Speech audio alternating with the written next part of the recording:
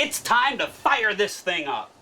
Welcome aboard ShipShape TV Essentials. This is your port of call for the most impactful upgrades, expert advice, and hands-on solutions from seasons past. This episode is proudly brought to you by SureHold, because anything worth doing is worth doing bright. From cleaning to protecting and perfecting, SureHold has everything you need to keep your boat shining.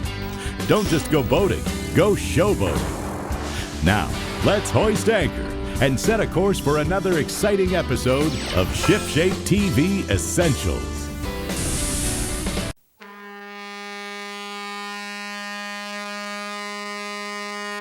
If boating's your game, then you'll agree. ShipShape is the way to be. Out on the lake or on the sea, ShipShape means trouble-free. ShipShape means being neater. ShipShape makes boat work easier. ShipShape is the way to go. The ShipShape Boat Care Show. ShipShape is being brought to you in part by High Seas Fabrication, the finest in marine metal fabrication, and by Stella Marine, a crest above the rest, and by Ocean Marine, worldwide excellence in marine air conditioning.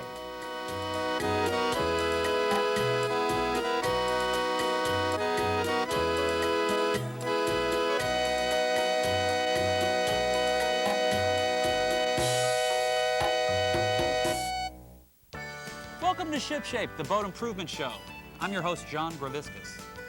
And this is my partner, Mr. Motorman himself, Burt Dell. Howdy, folks. We're back on the project boat today. The 1984 Rankin. A few weeks ago, we left off with Burt in the process of pulling our head off the engine to assess any damage the blown head gasket may have caused it. Now, if there's a project you'd like to see us cover, drop us a line or send us a fax.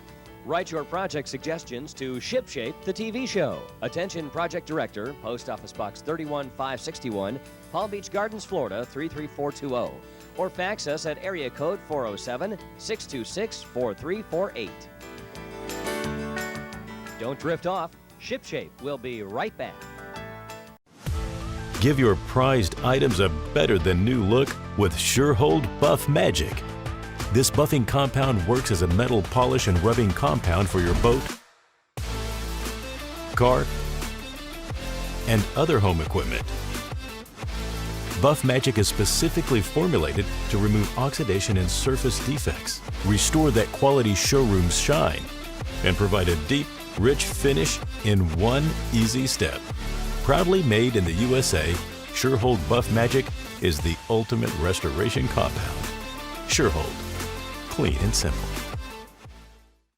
Well, John, you can see that I was able to get our bolts backed off. Now, how did you do that? What I did is I soaked them in liquid and wrenched, dug out all the rust around it, and I tapped on a smaller size socket because you can see the head of the bolt is really eating away. Now, we're not going to be able to reuse this. No, we'll put two new bolts in. We won't even use these at all. Okay. Be able to get those. Hey, I had a really neat time over the weekend. Yeah, what'd you do? I checked out this antique boat show at Northside Marina up in Stuart. Oh, really? Oh, it's great. In fact, we've got some footage of the show. And Jeff, can you go ahead and run that? Well, here I am in Stuart, Florida at Northside Marina. And with me today is the owner of Northside Marina, Bob Skidmore. Bob, welcome to ShipShape. Welcome, John. I understand that you have some kind of boat show going on this weekend. Yes, we have the Antique Boat Show here in the marina. That's really nice. Now, the Maritime Yachting Museum is actually putting the show on. That's correct. Okay. And how many boats are involved? We have 35 restored vessels here. Well, I can't wait to go out and actually preview some of these boats. Who's in charge of the show, Bob? Marge Pratt is the gal that has put all this together. Well, how about if we go on down and meet her? All right, that'd be fantastic. Now, Marge, what is your title at the Maritime and Yachting Museum? I'm the chairman. Okay, now how did the museum come about? From the group of antique and classic boat restorers in Boston for 13 years and here in Stuart for 8 years, we've collected over time some wonderful artifacts and bits and pieces of antique boats and boats that are no more. So this group, we kept saying, gee, we really got so much to share, and I have things in lockers and in the boat and storage areas and bookcases. And so all of us got together and brought our pieces together, and we have, in less than a year, we have over 1,500 artifacts. Oh, that's great. Now, where is the museum located? It's in downtown Jensen Beach in a big glass building right on the Indian River Lagoon. Okay, now how would you get there? Well, you go north on Route 1 in Stuart and go, you go right on Jensen Beach Boulevard and all the way to the Indian River Lagoon, and there we are. Now, is there a cost involved? Yes, we do ask a $4 donation and $1 for children. But on Saturday mornings for story hour, the children pay $1 and the parents get in free. Oh, great. So you can bring the kids by and get some really neat sea stories and all of that. Right. Now, the boat show today, Yes. how many different boats do we have in it? We have about 30 boats, and I'm trying to think what the oldest one is. Well, I certainly know what the biggest one is. I think we have an 82-footer. The deepest draft is 7.5, and she almost made it in here, well, at high tide. And we have runabouts and trawlers and commuters and flat tops and Trumpies and Ryboviches and just a wonderful array. Well, I can't wait to go out there and actually preview some of these boats. Who's going to be showing me around? Rusty Sedlak, who's one of our founders of the museum, who lives aboard an antique boat himself and is very knowledgeable. Well, Marge, I can't thank you enough for being on the show. Thank you. John, the first boat I'd like to show you this morning at the Maritime and Yachting Museum's Antique and Classic Boat Regatta is this 1988 Lord Nelson Victory tug. Now this boat is a scale reproduction of an actual tugboat. Mm-hmm. Now, it looks to be steel, like the original. Is that what it is? Well, it looks to be steel, and that's only because it is such an exact replica, but it is made out of fiberglass, and this boat was lofted from original plans and then scaled down to give you the same look as the original tug. That's really neat. What else do you have? A lot of neat boats. I think you'll get a kick out of these. Now, Rusty, what year is this boat? This is a 1928 Elco cruisette, 40 foot. Very typical of the style that you'll see in the 20s and early 30s. I see it has the flat roof. Yeah. A lot of people call these flat tops for the times. And notice the little sun visor as well. Very similar to a lot of the automobiles you'll see. Right. Now, what's up with these lounges back there?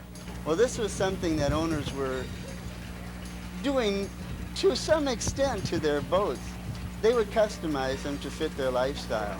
These are Cleopatra loungers, and where you'd normally see the dinghy, they put these loungers here. And obviously you could probably picture a couple of suave bathing beauties in their striped spandex bathing suits. Back in the roaring 20s. Back in the roaring 20s. What else do we have? There's a lot of different boats here, John, and we've got one coming up that is really something. John, there's an interesting story behind this boat you see right here. This boat was built by Chris Smith and Sons in Algonac, Michigan. Now, you might be familiar with the Chris Craft boats. Sure. He'd been building runabouts for his entire career. And then he decided to go into what's called the commuter market. Now, these boats were custom boats made for the very powerful people who dealt on Wall Street. So Chris Smith, in 1929, took the plans for his new commuter series and was going to build 30 boats. Well, what happened in 1929? People were jumping out of windows. Out came the bottom. So now, Chris Smith went ahead, he built 6 of these boats, this boat here being the first one of those. Now this one is a very unique boat, and I think you'll get a kick out of seeing some other aspects of it.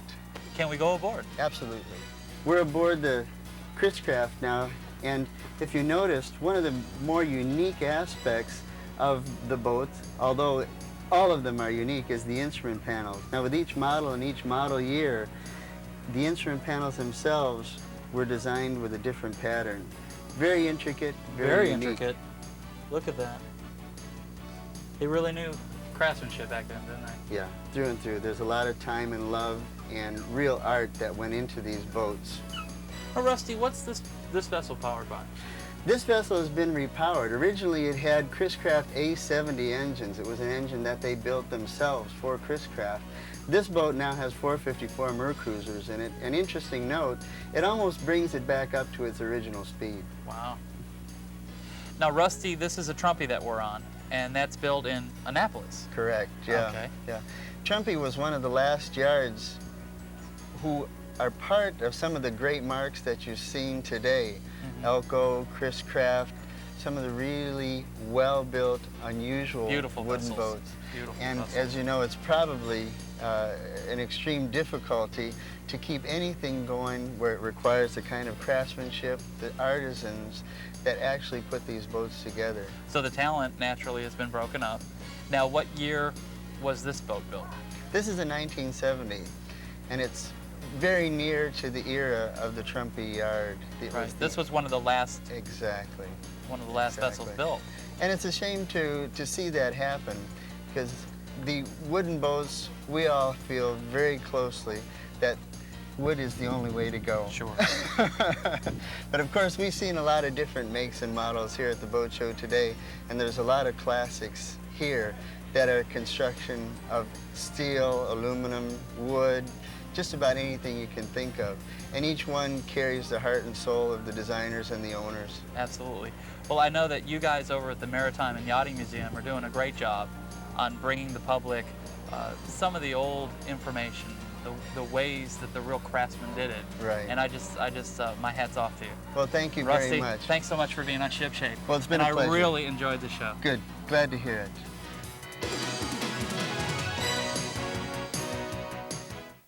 John, that museum sounds great. I think I'm gonna have to go up and check it out. You got to check it out. It's really cool. All right. Why don't we go ahead and pull the head off here, John? Okay, you need any help? Nah, you'd probably get your hands dirty.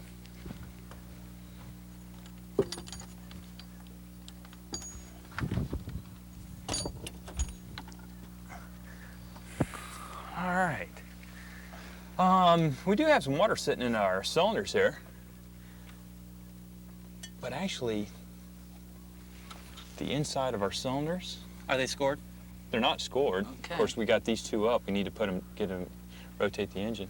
What I'm going to do is go ahead and pull the rest of this off the motor, pull the bolts out of the bell housing, and we'll go ahead and lift this block right out. Let's go ahead and do that. Okay. What we've done is brought in our cherry picker, and we're going to go ahead and break our engine loose from the bell housing here. John, give me a little tension on the stand there, if you would, please. Okay. How's that? Okay, I think she's coming loose. These guide pins going through the bell housing are a little bit rusty, so it'll be just a little on the tad size seized up here. I believe we can break it loose. Okay, John, she's loose. Want me to lift her up? Yeah, bring her on up. Okay.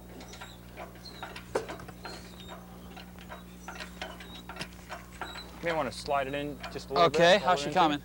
Good, I believe you're clear. All Okay. right, bring her on up. We clear? Yeah.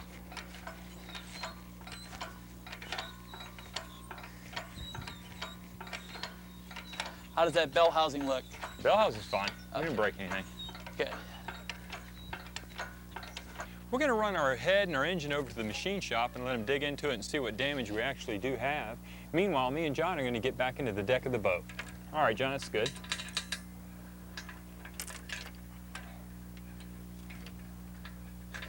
Now that we have the engine out, we're back in here and we want to assess the deck and see what kind of damage we have. The first thing we want to do is get these seats out of our way so we have a little bit of working room. What we're going to try to do is we're going to try to just yank them out without unscrewing them at all. They're so rotted and so damaged. Let's see if we can just do that, Burt. Okay. You ready? Yeah. Okay. Okay, good job.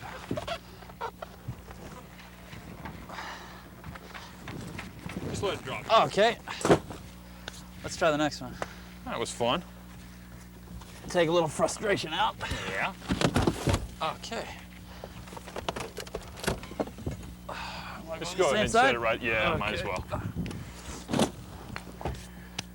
Okay. All right, now we can go ahead and unscrew any remaining pieces here and get into our deck and look at any of the soft spots that we found earlier.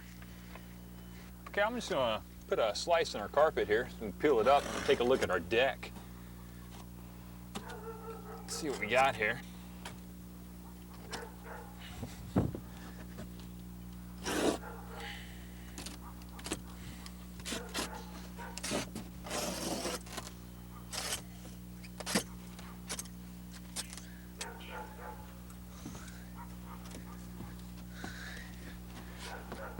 As you can see right here around our hatch area where the water has been seeping in, the plywood is rotted out and it's disbonding from our fiberglass. The bulkhead, now it is completely gone. you can see it's just turned to dust. So what we'll be doing is cutting out a section of deck here back to where our motor stand is, and we're replacing that area there. Hopefully we won't have to replace much more than that.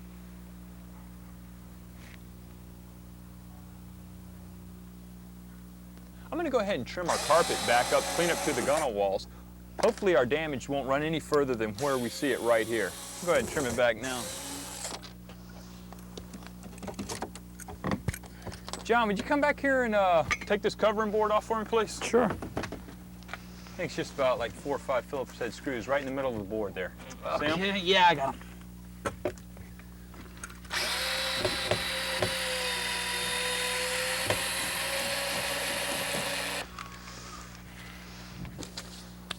How about the other side? Yeah, you want to go ahead and pull that covering board off too? Our area of affected deck starts about midship here and runs up about 3/4 way up our hatch. What we're going to do is cut a section of deck out here and be replacing it. We're going to put a new bulkhead in also. And we're going to redo our ski locker also. Pull this carpet out of here and you can see that the drain hole for some reason was put in up here. And as you know, the boat rides like this, you need your drain hole back here in the back. Well, the water just sat here in the back and it rotted out our cross member here. So we're going to be replacing all that. I have my saw set where it'll pass just below the deck without cutting anything else. And always remember, when you're cutting with a saw, wear eye protection.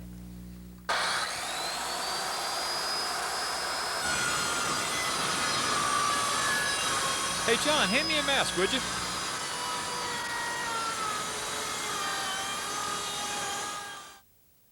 Chapman's Corner is brought to you by Chapman School of Seamanship.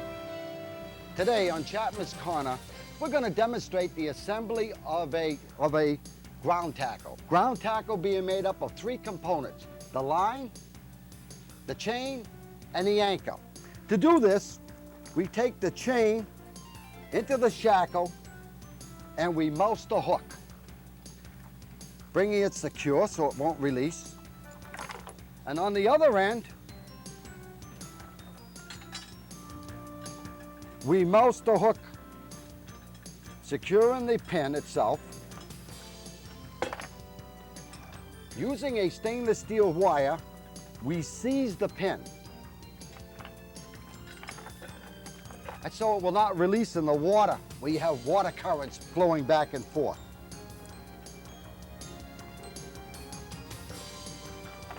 From Chapman School of Seamanship, I'm George Gavone.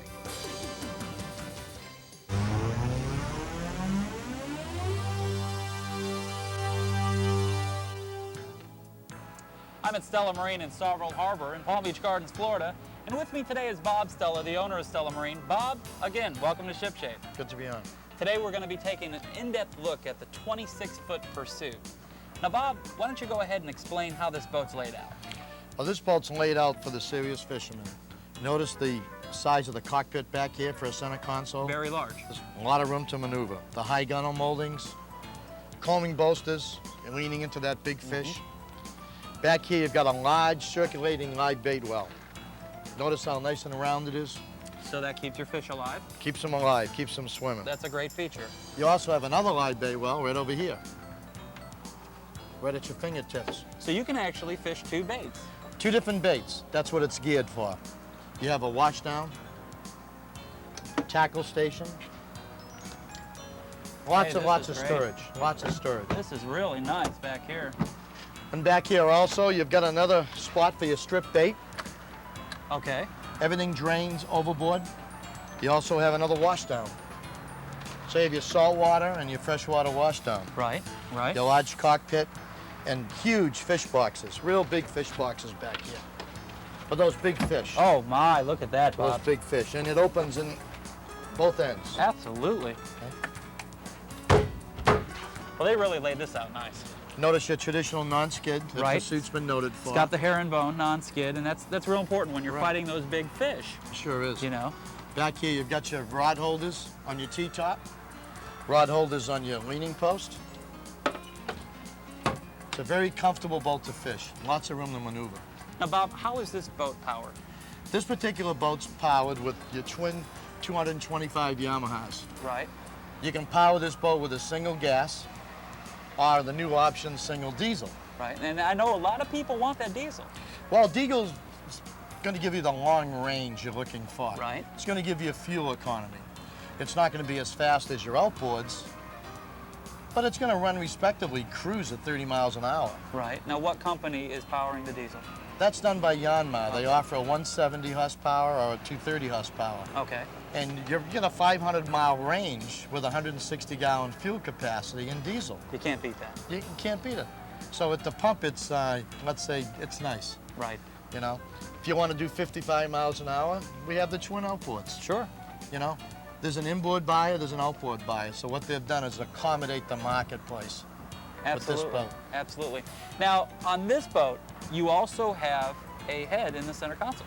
Yeah, and also in the inboard, which is unusual. A lot of inboard boats with the engine up forward deletes the head. However, we still have the forward head with the inboard engine, and of course, with the outboards. Well, I sure know that the ladies like that feature. Yeah, they it's sure real do. important. Real important. There's lots of room to work a big fish. This is a large center console. Now, this is one of the largest center console boats out there. Right. We just came out with a new 28 center console with a little cuddy cabin for 96 also. Right. Now, what's this I hear about Boating Magazine? This was Boating Magazine's choice of the year. I can see why. Yeah. This is really great. Now, this is interesting. You have kind of a split situation up in the bow. Up front, it makes it great for sitting. You can put a table up there. It's got a split bench seat. Also under that is storage for your fishing rods or also your outriggers. This has Top Gun outriggers on it, but if you want to take them down and store them, you can store them underneath. And there's dry storage up there also for your life jackets or whatever you want to store. Well, Bob, where can people come and visit and see this boat for themselves? We carry all of them, the gas, the diesel, and the outboard at PGA Marina in Sorrel Harbor, and also at our location up in Stuart in Monterey Road by the Palm City Bridge. Price-wise, what are we talking about for this boat? The base price on this particular boat is $73,000. Well, Bob, again, I thank you for being on Ship Shape. Okay. Until next time. Thank you for having us. Well, that's all the time we have for today's show. I hope you enjoyed it. And be sure to tune in next week when we look into putting a tower on a boat. Thanks, guys. See ya. If boating's your game, then you'll agree. Ship shape is the way to be. Out on the lake or on the sea, ship shape means trouble-free. Ship shape means being neater. Ship shape makes boat work easier.